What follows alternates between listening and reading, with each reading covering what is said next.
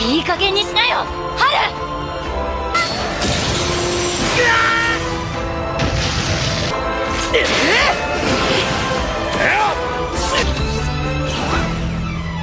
結局国にあだ名にでも届く。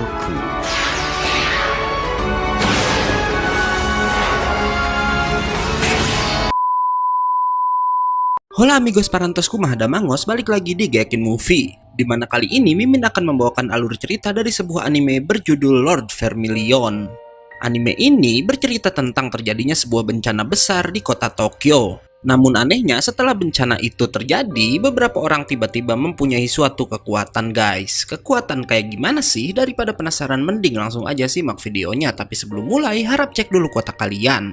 Kalau sekarat bisa numpang wifi tetangga.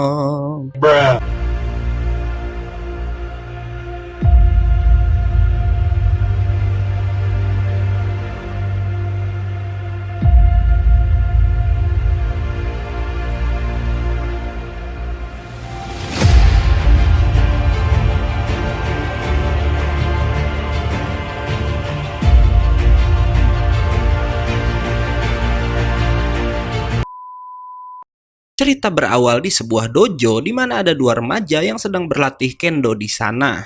Yang satu adalah anak dari pemilik dojo tersebut bernama Kotetsu, dan satu lagi remaja bernama Chihiro, di mana Chihiro ini tinggal bersama Kotetsu dan juga ayahnya. Chihiro dan Kotetsu berkuliah di suatu kampus yang sama dan sesampainya di sana mereka pun bertemu seorang teman bernama Ikuro. Hingga tiba-tiba ada suara berdengung yang membuat semua orang di sana kesakitan dan kemudian gak sadarkan diri, menyisakan Chihiro seorang. Gak hanya di kampus, karena dengungan itu pun terdengar di seluruh kota Tokyo dan menimbulkan kekacauan hingga gak lama ada kabut merah muncul yang akhirnya membuat Chihiro terjatuh juga. Dan yang mengerikan, terlihat banyak tubuh menghilang dan hanya menyisakan pakaian mereka setelah terkena kabut merah tersebut. Sementara itu, di dalam mimpinya, Chihiro didatangi seorang gadis bertopeng yang menyebut dirinya dengan nama Dux, yang mengatakan tentang manusia Vermilion dan kekuatan yang bersemayam di dalam darah. Saat tersadar, Chihiro udah berada di rumah sakit universitasnya dengan ditemani dua orang bernama Akaya Inuki dan juga Sakiyama Koume. Dan yang mengejutkan, Inuki mengatakan jika Chihiro udah terbaring di sana selama 5 bulan. Inuki lalu bertanya tentang mimpi yang dialami Chihiro karena katanya semua orang yang pernah mengalami musibah sama sepertinya mempunyai sebuah mimpi menjadi orang lain. Inuki lalu menunjukkan keadaan sebagian kota Tokyo setelah terkena bencana kabut merah yang mereka sebut dengan kehancuran hebat.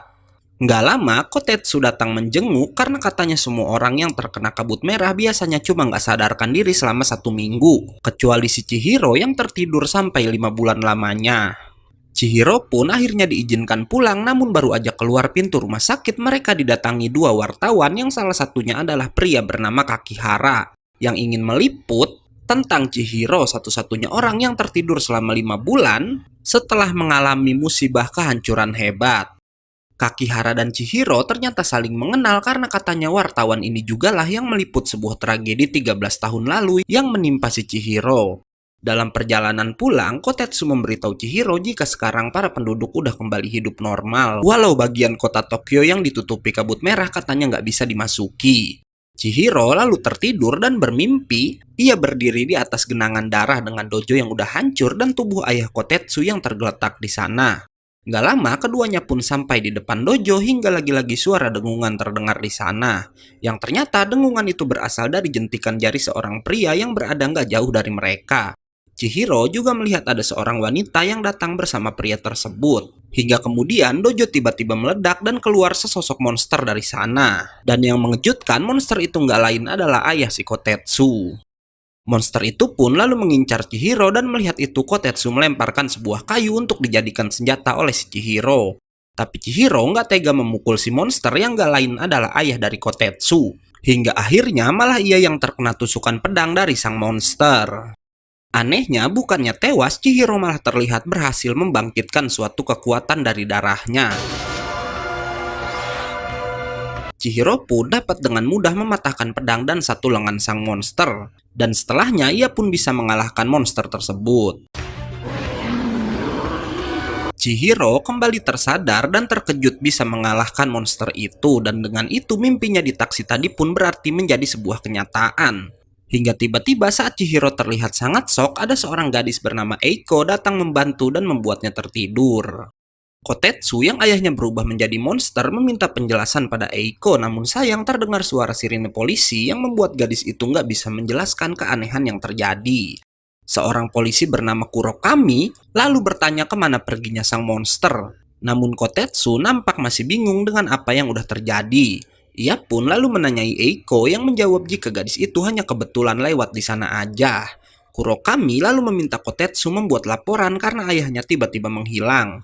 Ia juga memberitahu jika kasus hilangnya orang-orang belakangan ini sering terjadi sejak pertama kabut merah muncul dan melenyapkan puluhan ribu penduduk. Setelah semua polisi pergi, akhirnya Eiko menjawab pertanyaan Kotetsu tadi yang katanya ayah si Kotetsu udah dirubah jadi monster oleh pria berkacamata yang sebelumnya muncul di hadapan mereka. Nggak lama, Chihiro kembali tersadar dan masih terpukul mengingat kenyataan jika ialah yang udah membunuh ayah si Kotetsu. Hingga keesokan harinya, entah kenapa Eiko masih tinggal di dojo, bahkan ia menyebut Chihiro dengan panggilan master dan bilang jika mulai saat ini ia akan selalu bersama Chihiro. Saat Chihiro bertanya siapa Eiko sebenarnya, gadis itu cuma menjawab jika suatu saat Chihiro pasti akan mengingatnya. Setelahnya, Chihiro pun meminta maaf pada Kotetsu walau si Kotetsu terlihat berpura-pura jika nggak terjadi apa-apa. Di sini, Chihiro sangat terlihat menyesali perbuatannya sampai ia menangis dan bersujud di dalam dojo. Eiko lalu mengajak keduanya masuk ke kampus agar Chihiro nggak terus menyesal dengan apa yang udah terjadi. Nggak lama mereka melihat seorang murid yang mengamuk yang Eiko bilang itu adalah gejala awal jika ia akan menjadi monster. Hingga kemudian kasus itu ditangani oleh Inuki dan juga Koume. Inuki yang melihat Chihiro menyadari keanehan dan menatap mata anak itu hingga setelahnya pergi begitu aja. Ketiganya lalu pergi ke kantin dan di sana Eiko menjelaskan jika ia dan kedua orang yang sebelumnya muncul di dojo datang dari dunia lain dan selama ini Eiko selalu bertarung melawan mereka. Eiko juga bilang jika tugasnya datang ke sana untuk memastikan agar Chihiro tetap hidup. Chihiro lalu pergi ke toilet dan di sana ia melihat gadis yang kemarin datang bersama si pria kacamata. Dan karena itu ia pun auto mengejar gadis tersebut tanpa Chihiro sadari Kakihara yang berada di kampus itu juga melihat dirinya. Chihiro pun kehilangan jejak dan malah nggak sengaja bertemu dengan Ikuro. Hingga suara dengungan mulai terdengar lagi yang ternyata suara itu berasal dari si gadis yang berniat mengubah Ikuro dan para murid di sana menjadi monster.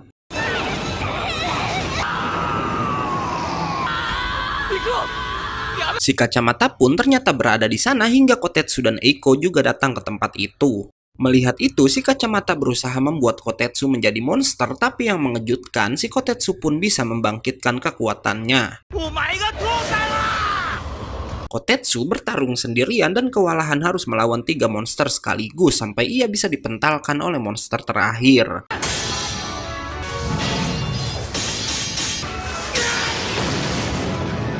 Kotetsu pun hampir aja dihabisi, beruntung Chihiro pun lalu membangkitkan kekuatan darahnya.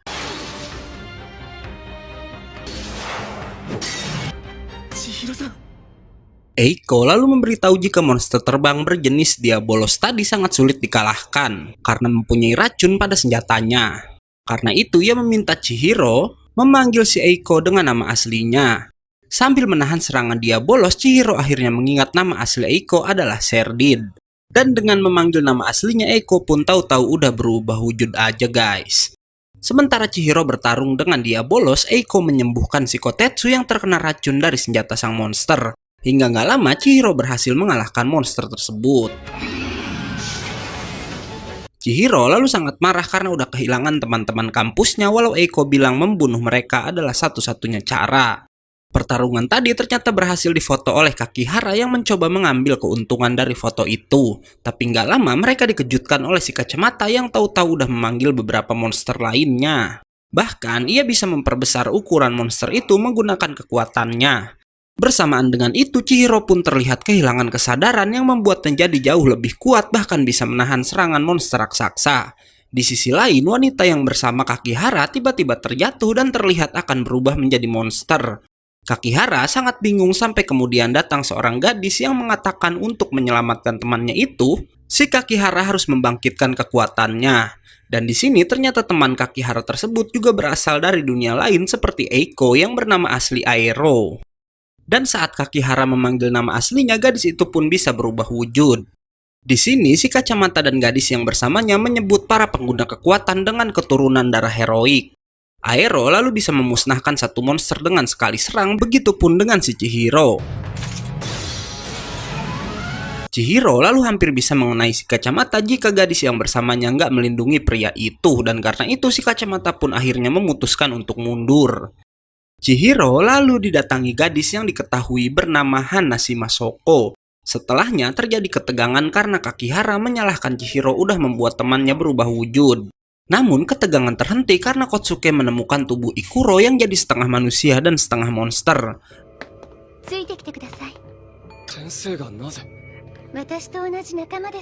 Para darah heroik lalu dibawa ke benteng suci bernama Maldeos Scratch. Chihiro lalu meminta Soko menjelaskan tentang semua yang terjadi, namun Soko bilang jika pemimpinnya lah yang akan menjelaskan hal tersebut. Dan gak diduga pemimpin yang dimaksud adalah Dux, wanita yang pernah muncul dalam mimpi Chihiro. Dux selalu bilang jika 40 tahun yang akan datang, dunia yang sekarang akan dihancurkan dan setelahnya akan terlahir dunia baru. Dan di saat kehancuran itulah seseorang yang disebut penguasa dari Vermilion akan datang membangun dunia baru yang dipenuhi harapan. Dan konon penguasa Vermilion itu datang dari salah satu darah heroik. Dan sebaliknya, jika penguasa Vermilion gak bangkit, maka dunia akan diambil alih oleh orang-orang yang menyebut diri mereka dengan nama organisasi Chaos atau kekacauan. Yang seperti namanya, mereka akan menciptakan banyak kekacauan di dunia baru. Dan si kacamata dan gadis yang bersamanya adalah orang-orang yang berasal dari organisasi tersebut. Organisasi kekacauan yang ingin menguasai dunia baru pun mencoba membunuh para darah heroik dengan mendatangkan monster dari dunia lain, dengan kota Tokyo sebagai gerbang pemanggilan monster-monster itu. Karena itu, Dux berkata lebih baik Tokyo dihancurkan aja agar organisasi kekacauan gak bisa menciptakan monster lagi. Mereka pun kembali ke rumah sakit dan bertemu lagi dengan Eiko juga Aero. Eiko memberitahu jika ia dan Aero adalah monster, atau yang di sini disebut sebagai ras Tsukaima yang membela para darah heroik. Setelahnya, mereka pun melihat keadaan Ikuro yang saat itu sedang terbaring gak berdaya. Yang tentu aja hal itu membuat si Chihiro sangat sedih. Saking sedihnya, selanjutnya Chihiro terlihat melamun memikirkan Ikuro yang udah berubah menjadi monster. Karena itu, ia pun bersedia menghancurkan penghalang yang ada di kota Tokyo agar organisasi kekacauan nggak bisa membuka gerbang monster lagi. Walau Soko memberitahu jika semua penghalangnya hancur, kota Tokyo akan ikut mengalami kehancuran juga. Hari pertama pun berjalan lancar dan di sini Chihiro menjalankan misi ditemani Kotetsu, Soko, Inuki, dan Koume yang ternyata pengguna kekuatan juga. Dan hari itu mereka pun berhasil menghancurkan 2 buah penghalang.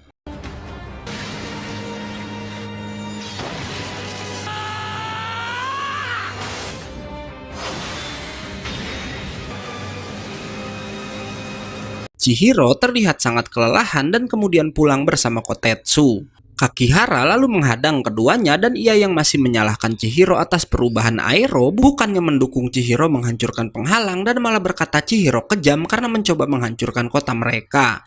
Hingga sesampainya di rumah, Chihiro kembali bermimpi jika akan ada seseorang lagi yang akan tewas. Keesokan harinya, mereka pun kembali menjalankan misi menghancurkan penghalang walau kali ini nggak semudah hari sebelumnya karena si kacamata dan gadis yang diketahui bernama Yuri lalu datang mengganggu mereka. Kotetsu yang masih dendam pada si kacamata pun auto menyerang pria itu, namun ia kemudian bisa dijatuhkan oleh lawannya tersebut.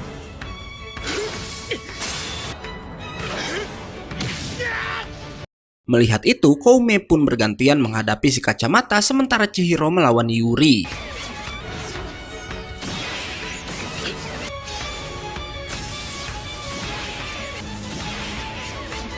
Sementara itu, Kotetsu yang tadi terjatuh didatangi seorang pengguna kekuatan lain yang bernama Tsubaki, di mana gadis itu punya asisten monster yang bernama Densuke.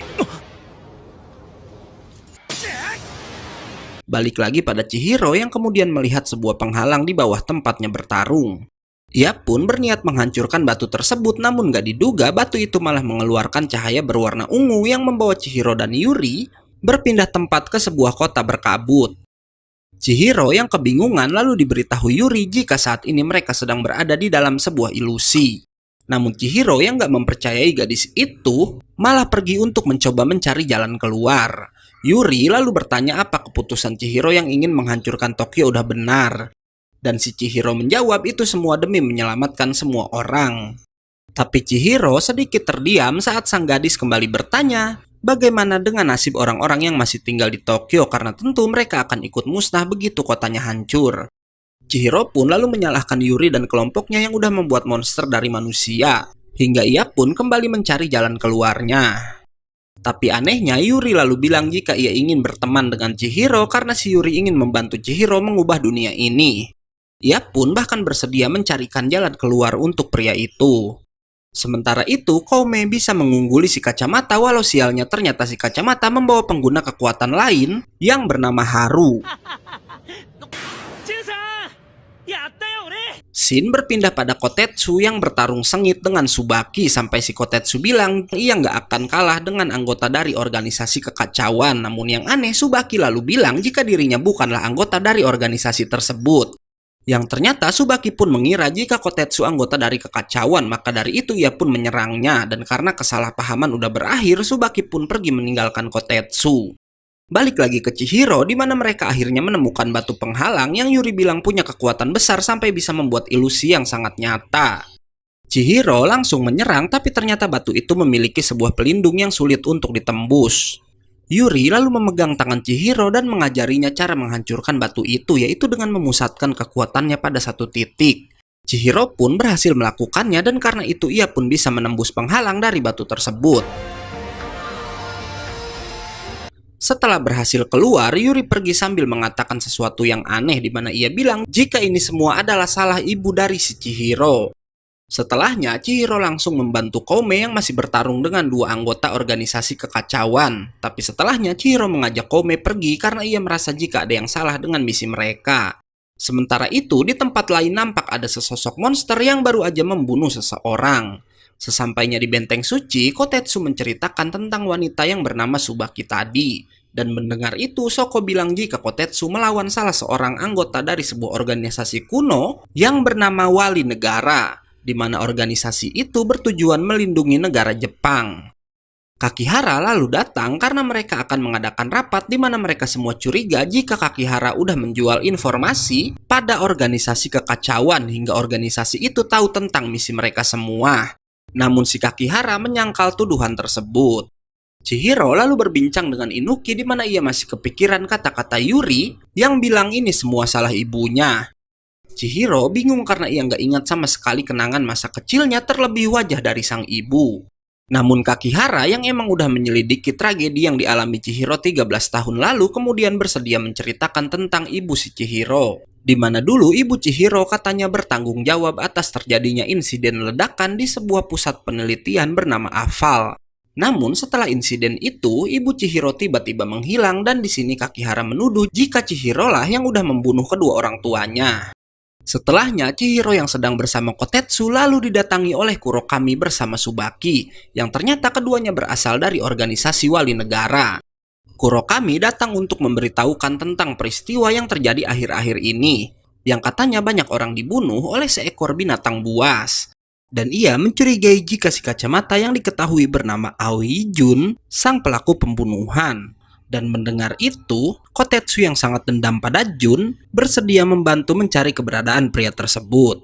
Walau setelah beberapa hari, ketiganya belum juga bisa menemukan si kacamata. Sementara itu, Chihiro kembali bermimpi dan saat itu mimpinya terlihat jelas jika yang akan tewas adalah Inuki.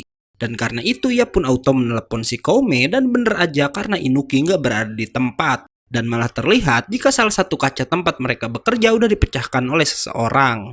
Berpindah pada Tsubaki yang saat itu melihat ada korban jatuh lagi hingga nggak lama ia diserang oleh monster yang emang sedang dicarinya. Beruntung si Kotetsu datang tepat waktu walau sialnya si monster bisa melarikan diri.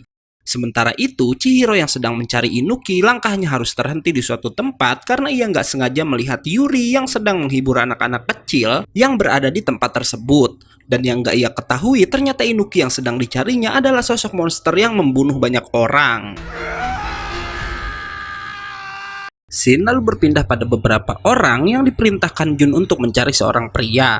Gak lama salah satu dari mereka baru aja pulang membeli makanan dan mengejutkannya orang-orang tadi udah tewas dibunuh si monster. Dan di sini terlihat jika orang yang Jun perintahkan untuk mereka cari gak lain adalah si Inuki. Jun terlihat udah menyebar banyak orang untuk mencari Inuki. Sementara Chihiro yang udah melanjutkan langkahnya kembali menelepon Koume agar gadis itu menghubungi teman-teman lain untuk ikut membantunya mencari keberadaan si dokter. Keesokan harinya, Inuki sendiri sedang terlihat kesakitan di suatu tempat hingga kemudian ia pun didatangi oleh orang-orang suruhan si Jun. Mereka semua bertugas menahan Inuki agar nggak pergi sampai Jun datang ke sana. Dan bersamaan dengan itu, Chihiro pun akhirnya berhasil menemukan keberadaan mereka semua. Melihat itu, para preman pun auto mengelilingi Chihiro tanpa mereka sadari saat itu Inuki terlihat udah mulai berubah. Dan karena nggak mau melukai Chihiro yang berada di sana, Inuki pun memilih menceburkan dirinya ke laut. Chihiro pun lalu menemui semua temannya di benteng suci dan yang mengejutkan, selama ini Kaki Haru ternyata melakukan penyelidikan dan menemukan jika Inuki lah yang selama ini udah mengkhianati mereka. Terlebih, ia bisa menunjukkan bukti jika Jun dan Inuki itu bersaudara dan sama-sama dibesarkan di panti asuhan tempat Chihiro melihat Yuri tadi malam. Kakihara juga bilang jika panti asuhan itu dikelola oleh pusat penelitian AFAL, yang Shoko bilang AFAL adalah bagian dari organisasi kekacauan. Kakihara juga lalu menunjukkan foto seorang pria tua yang katanya pendiri AFAL yang gak lain adalah ayah dari Yuri. Setelahnya, Koume yang ternyata udah mengetahui pengkhianatan Inuki, lalu memberitahu Chihiro jika rekannya itu melakukan hal tersebut untuk melindungi panti asuhan yang berada di dekat salah satu penghalang. Koume selama ini memilih diam karena ia mengerti perasaan Inuki yang ingin melindungi rumahnya. Terlebih, Koume pun ternyata dibesarkan di panti asuhan yang sama. Dan yang mengejutkan, ternyata panti asuhan itu melakukan eksperimen ilegal yang mengubah anak-anak kecil menjadi sosok monster seperti Inuki. Malam harinya, Jun udah berhasil menemukan keberadaan Inuki, dan ia yang melihat saudaranya itu berubah menjadi seorang monster berusaha mencarikan solusi agar Inuki bisa sembuh. Namun Inuki malah meminta Jun untuk menghabisinya aja. Gak lama, Chihiro pun datang bersama Inuki yang kembali berubah. Si monster langsung menyerang Chihiro, dan gak diduga Jun mencoba membantu musuhnya itu. Chihiro lalu terlihat kehilangan kesadaran dan beradu kekuatan dengan si monster.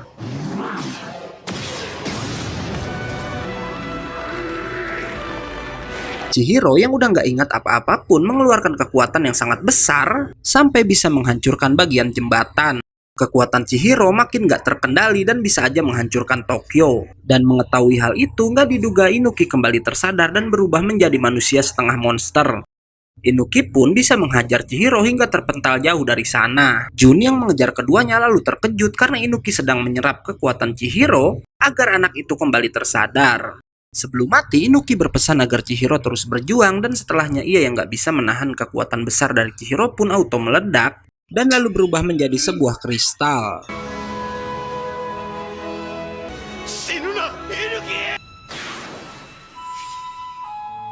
Scene lalu berpindah pada Crewman yang baru aja menyelesaikan pembangunan sebuah teater bernama Infinity yang katanya akan ia pakai untuk pertunjukan amal si Kaburagi yang ingin musiknya didengar oleh para penduduk. Tapi anehnya di bawah panggung itu lalu terlihat sebuah lubang yang sangat besar. Sementara itu di luar benteng suci, Tsubaki mengajak satu anggota wali negara bernama Akira untuk membantu Chihiro dan Kotetsu melanjutkan pencarian si Kakihara mengenai lokasi-lokasi milik penelitian AFAL. Mereka pun lalu menemui Dux dan Shoko di mana si wanita bertopeng menunjukkan jika mesin-mesin buatan AFAL akan segera saling terhubung dan dengan itu maka mesin-mesin tersebut akan sulit untuk dihancurkan. Dan saat ini tinggal satu mesin aja yang belum terhubung dan karena itu Chihiro bilang mereka harus menghancurkannya secepat mungkin. Dan ternyata mesin terakhir itu berada di teater Infinity. Saat Tsubaki sedang sendiri, tiba-tiba aja Haru mendatanginya. Dan gak diduga Haru memberikan informasi jika mesin terakhir milik AFAL akan dipasang hari itu. Namun Chihiro berpendapat lain dan mengira AFAL sengaja menantang mereka untuk menghentikan pemasangan mesin tersebut. Karena ia sadar itu akan sulit dilakukan sebab mesin itu berada di tengah-tengah para penonton yang menyaksikan konser Kaburagi. Dan Chihiro menebak jika penonton-penonton itu sengaja diundang untuk dijadikan monster melalui dengungan suara yang dihasilkan dari piano milik si Kaburagi. Keesokan harinya saat penonton udah mulai berdatangan ke teater Infinity, Haru menemui Jun yang ditugaskan untuk menjaga mesin-mesin yang lain. Dan di sini Haru jujur jika ia emang sengaja memberitahu Chihiro dan teman-temannya tentang mesin yang akan dipasang di Infinity agar Chihiro menyerang ke sana. Dengan tujuan membuat Jun dianggap berguna lagi untuk menghentikan Chihiro.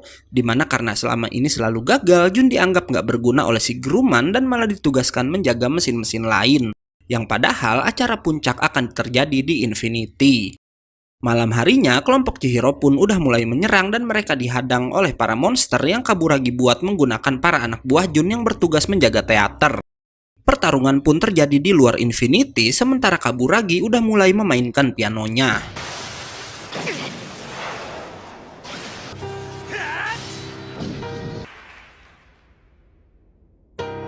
Haru lalu datang menghalau kelompok Chihiro dan gak diduga ternyata Akira dan Haru ini adalah teman baik, guys. Walau udah coba dihentikan oleh Akira, Haru tetap menyerang Chihiro, namun yang mengejutkan ternyata yang ia serang adalah monster milik Akira yang bisa berubah wujud menjadi Chihiro.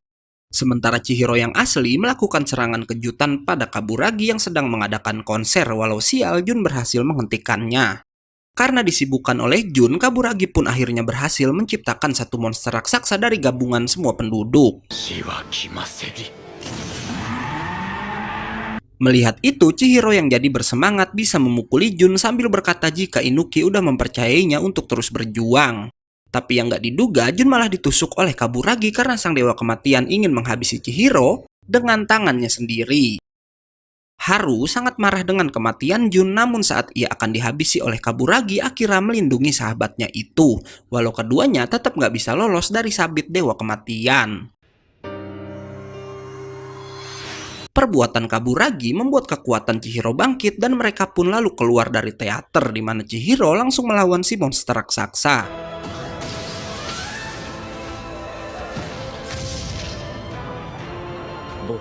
Chihiro pun lalu diserang oleh kekuatan besar si monster, namun ia yang udah diselimuti amarah dan kekuatan yang luar biasa nggak tergores sedikit pun dan malah bisa menyerang balik.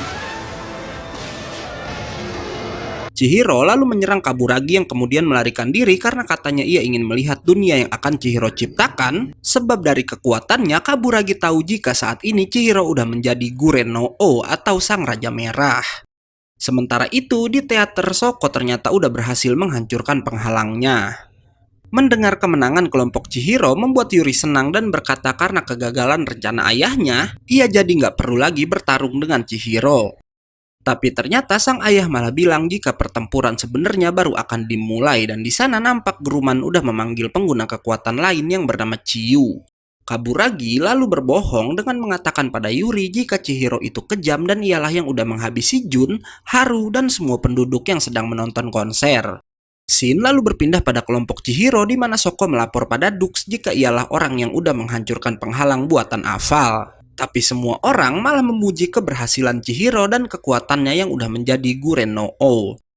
Mendengar itu, Shoko yang iri berkata Chihiro bukanlah Guren no O karena Raja Merah hanya akan bangkit saat tinggal tersisa satu darah heroik aja dan dia sendirilah yang paling cocok jadi kandidat raja.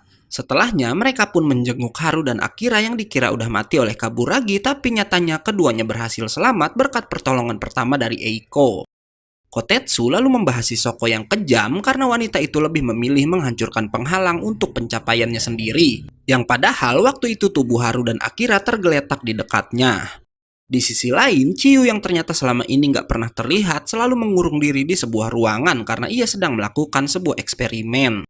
Ia nampak membuat bangunan mirip rumah yang selalu didatangi Chihiro, di mana Chiyu bilang dengan alat buatannya yang ada di sana mereka masih bisa membuka gerbang ke dunia lain, dan juga 6 penghalang buatan yang tersisa. Dan di sini kita akhirnya tahu tujuan Grumman ingin membuka gerbang ke dunia lain karena ia cuma ingin bertemu kembali dengan ibu Chihiro, dan si Grumman nggak peduli walau Chiyu mengingatkan dengan membuka gerbang itu kota Tokyo akan mengalami kehancuran. Balik lagi ke Shoko yang merasa iri dengan Chihiro dan mengira merebut tempatnya menjadi seorang Guren no O. Namun ia mengingat jika Dux pernah bilang Guren no O akan bangkit jika tinggal tersisa satu pengguna kekuatan aja. Dan karena itu Shoko pun berpikir untuk menghabisi Chihiro dan yang lainnya. Tapi apesnya baru aja berpikir jahat, Kaburagi datang ke sana untuk menghabisi Shoko dan membakar benteng suci. Keesokan harinya, Chihiro dan teman-temannya menemukan kristal dari tubuh Shoko hingga nggak lama Dux datang. Dan entah bagaimana si wanita bertopeng tahu jika organisasi kekacauan akan memulai rencana baru mereka untuk membuka gerbang ke dunia lain. Setelahnya, Chihiro kembali bertemu dengan Yuri di tempat biasa mereka ngehealing sambil minum-minum santuy guys. Yuri lalu sedikit marah karena Chihiro udah membunuh para penduduk walau Chihiro bilang ia terpaksa dan gak ada jalan lain menghabisi mereka yang udah diubah menjadi monster oleh Kaburagi. Karena itu Yuri meminta Chihiro untuk berhenti bertarung namun Chihiro bilang ia nggak bisa berhenti dan ingin menyelamatkan Tokyo yang akan dihancurkan oleh kekacauan. Di sini Yuri yang udah dicuci otaknya oleh perkataan Guruman yang bilang jika Chihiro terus menggunakan kekuatan Gurenoo maka ia akan kehilangan kesadaran dan menghancurkan apapun berusaha menghentikan Chihiro dan hampir aja menyerangnya. Tapi nggak diduga Eiko datang ke sana dan langsung menyerang si Yuri.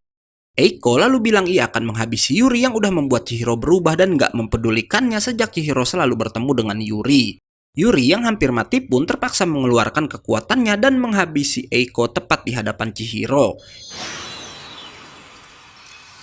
Hingga kemudian Yuri yang nampak menyesali perbuatannya pergi meninggalkan si Chihiro seorang diri. Bersamaan dengan itu, Chiyu udah mulai mengaktifkan alat buatannya yang terhubung dengan 6 penghalang buatan yang tersisa.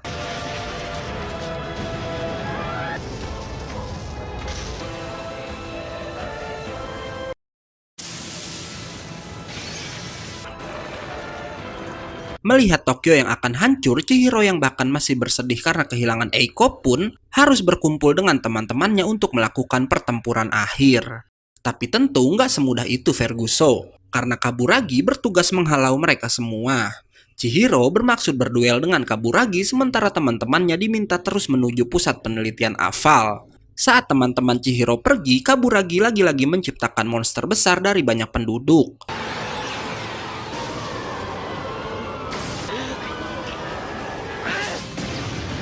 Chihiro mencoba menebas tubuh sang naga namun ia bahkan gak bisa menggoresnya. Hingga akhirnya Chihiro menusuk perut naga tersebut tapi ia yang lengah pun malah terkena tusukan dari Kaburagi. Sementara itu teman-teman Chihiro yang sedikit lagi sampai ke Aval dihadang ratusan monster. Tsubaki memulai pertarungan bersama Densuke tapi mereka yang kalah jumlah pun kewalahan melawan ratusan monster sekaligus. Karena nggak mau Tokyo hancur selama mereka ditahan para monster, Kotetsu meminta Kome pergi sendiri menuju Aval. Si Kotetsu lalu sempat-sempatnya menyatakan rasa sukanya pada Tsubaki karena katanya mungkin itulah kesempatan terakhir untuk mengungkapkan perasaannya. Berpindah pada Chiyu yang berdebat dengan Guruman di mana ternyata Chiyu ini diciptakan Guruman menggunakan DNA milik ibu Chihiro. Karena itu ia memberitahu kenyataannya jika Guruman ternyata mencintai ibu si Chihiro walau Mitsuki, ibu dari Chihiro nggak pernah mencintai Guruman. Dan walau gerbang dibuka, Mitsuki udah pasti cuma ingin kembali pada keluarganya. Bersamaan dengan itu, Kome datang ke sana dan Guruman yang patah hati pun lalu melarikan diri sementara Chiyu berhadapan dengan si Kome. Balik lagi ke Chihiro yang udah sekarat dan diberitahu Dux jika udah takdirnya ia dan semua temannya akan tewas hari itu. Tapi tiba-tiba bayangan teman-teman Chihiro yang udah meninggoy, termasuk ayahnya, lalu datang dan meminta agar Chihiro untuk tetap hidup. Membuat Chihiro kembali bangkit dan melihat itu Dux mengatakan apakah mungkin takdir akan berubah.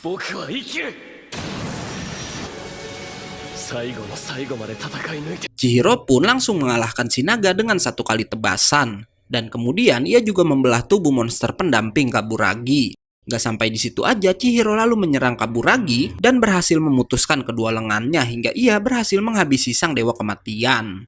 Beralih ke Tsubaki dan Kotetsu yang udah kewalahan, namun gak diduga Julia dan Suruga datang membantu keduanya. Sementara itu di dalam Aval, Kome wanita super GG bisa mengungguli Chiyu dan menghancurkan mesin buatannya. Walau ternyata mesin itu nggak bisa mati jika udah diaktifkan dan malah nggak terkendali. Guruman sangat senang karena gerbang udah mulai terbuka dan ia bilang jika dirinya akan segera bertemu Mitsuki. Tapi yang mengejutkan, Guruman dihianati anak buahnya sendiri yang menendangnya hingga terserap ke dunia lain. Dux selalu memberitahu Chihiro jika Aval udah gagal mengendalikan gerbang dan karena itu bukan hanya Tokyo tapi seluruh dunia akan ikut hancur. Dan ia memberitahu Chihiro jika cuma Gurenoo lah yang bisa menghancurkan gerbangnya. Tapi Yuri menghalangi Chihiro karena ia tahu Chihiro harus membayar dengan nyawanya untuk menghancurkan gerbang tersebut. Keduanya pun harus bertarung karena Yuri nggak mau Chihiro mengorbankan nyawanya. Yuri dan Chihiro pun beradu kekuatan, namun Chihiro bilang jika ia nggak bisa menghabisi orang yang ia sayangi, membuat Yuri tersadar dan akhirnya mau membantu Chihiro. Keduanya pun menuju gerbang dan bersiap mati bersama. Tapi nggak diduga Chihiro lalu melepaskan tangan Yuri dan menerjang gerbang seorang diri. 生きろ約束してくれユリ Chihiro lalu meminta Yuri untuk terus hidup sementara ia dan gerbangnya lalu menghilang. Hingga akhirnya, dunia pun berhasil diselamatkan dengan pengorbanan dari Chihiro. Dan film ini ditutup dengan para darah heroik yang kemudian tinggal di rumah tempat Chihiro selalu bertemu Yuri, dan dengan begitu Lord of Vermilion pun tamat. Oke, karena filmnya udah habis, gue gak undur-undur dan gak yakin movie pamit. Jangan lupa datang lagi besok untuk tahu anime apa yang akan kita bawakan selanjutnya. Bye-bye!